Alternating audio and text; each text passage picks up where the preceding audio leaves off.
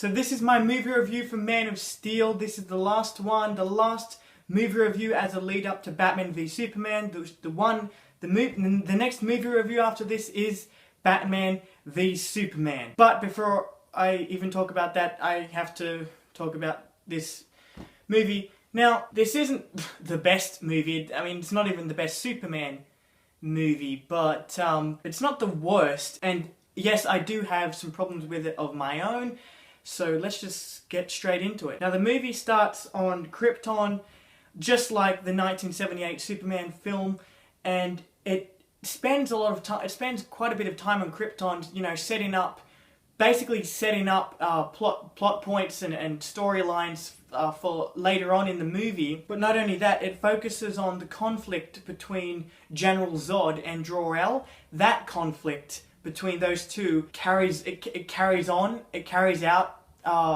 as the film goes along. Now, with Superman's origin and him becoming Superman, it's very, I will say this, I noticed it while watching this movie, that it's very much like Batman Begins. You know, with flashbacks from his childhood, him interacting with Park Kent and Mark Kent and stuff like that, which is very, very similar to Batman Begins. Batman Begins did the exact same thing. I guess that's what they were trying to go for with this movie. Like, they were trying to make this the Batman Begins of Superman, like really going in depth on his story. And for the most part, it did kind of work well. It was working well. And I was really getting invested into Superman's origin. And for that specifically, his origin story in this movie is probably the best part of this movie. Now, one of these flashbacks is where it explores Park Kent's death. And I'm just going to say this now.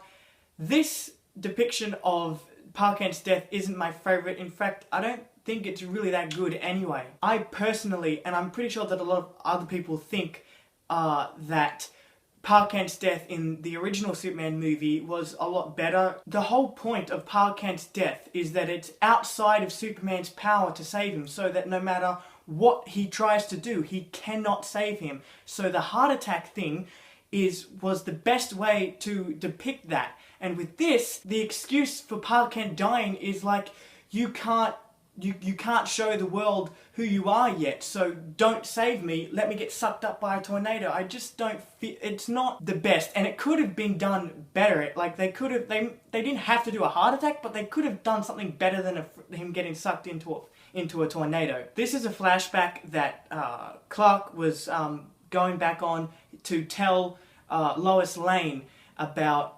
why he keeps himself a secret. I have to say this, the romance between them is just, I don't buy into it.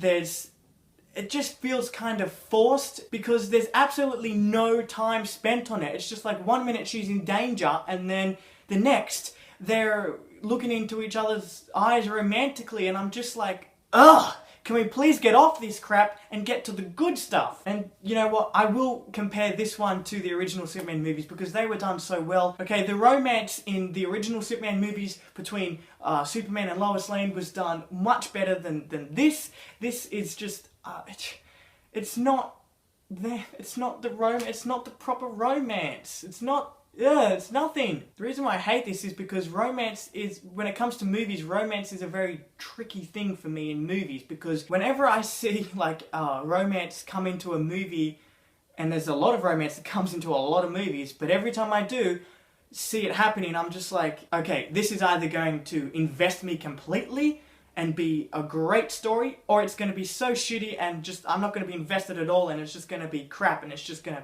you know, feel forced, which is what this feels like. So after spending a little bit of time with Lois Lane and Perry White, we must ask ourselves, where the hell is Jimmy Olsen? Okay, so Zod comes on the scene, he comes into the movie, and he basically threatens the entire planet to hand over Superman. If they don't, then Earth is, you know, kaput. It'll be gone. Or maybe the human race will be gone. One or the two. And I'm just going to say this now. Michael Shannon's performance of Zod isn't that memorable. I know I keep referencing the original Superman movies, but come on guys, man. Zod in Superman 2, the Richard Donner cut, was so much better than this Zod. This Zod is okay, but he's just not that memorable. So this is where the movie starts to lose me. From here on out, I just am not, like, I just kind of take a step back from the movie and am like, whoa, what the hell just happened? This movie just went down like heaps of notches. This movie just got a little bit less good, if that's the best way to describe it. I mean, seriously, Superman is walking down this street, right? It's in Smallville. He's telling everyone to go inside, protect themselves, stay safe, okay? But why couldn't you take the fight somewhere else? I mean, you want them to stay safe, but you're not willing to go somewhere else to keep them away from that fight, because the entire town is destroyed.